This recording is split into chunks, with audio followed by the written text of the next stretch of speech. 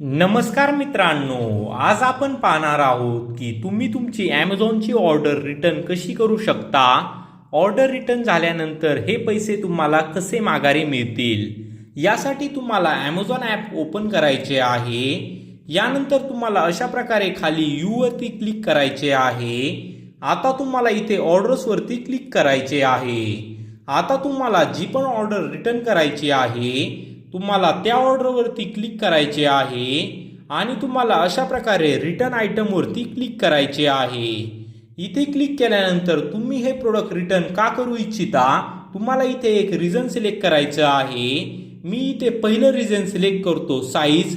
यानंतर तुम्हाला परत एक रिझन सिलेक्ट करायचं आहे आणि इथे कमेंटमध्ये काही लिहायची गरज नाही. यानंतर तुम्हाला कंटिन्यू वरती क्लिक करायचे आहे. कंटिन्यू वरती क्लिक केल्यानंतर तुम्ही तुमचे पैसे दोन प्रकारे घेऊ शकता. पहिला प्रकार आहे हे पैसे तुम्हाला तुमच्या ॲमेझॉन पेच्या बॅलन्समध्ये दिसतील आणि दुसरा प्रकार आहे की तुम्हाला इथे तुमचं बँक अकाउंट ॲड करायचं आहे. त्या बँक अकाउंटमध्ये तुम्हाला तुमचे पैसे मिळतील.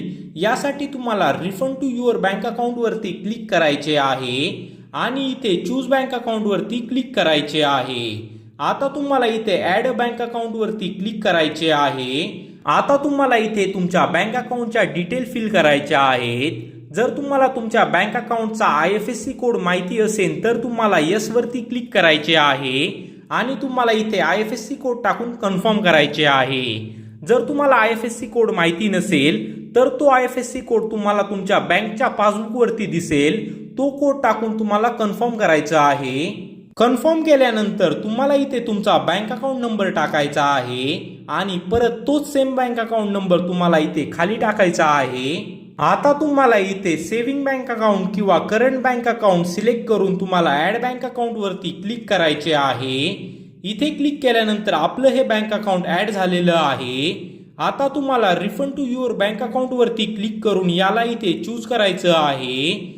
याला चूज केल्यानंतर तुम्हाला इथे ॲग्री वरती क्लिक करून इथे कंटिन्यू करायचं आहे. जर तुम्हाला इथे चूज बँक अकाउंट मध्ये बँक अकाउंट दिसत नसेल तर एकदा तुम्हाला अशा प्रकारे बॅक यायचं आहे.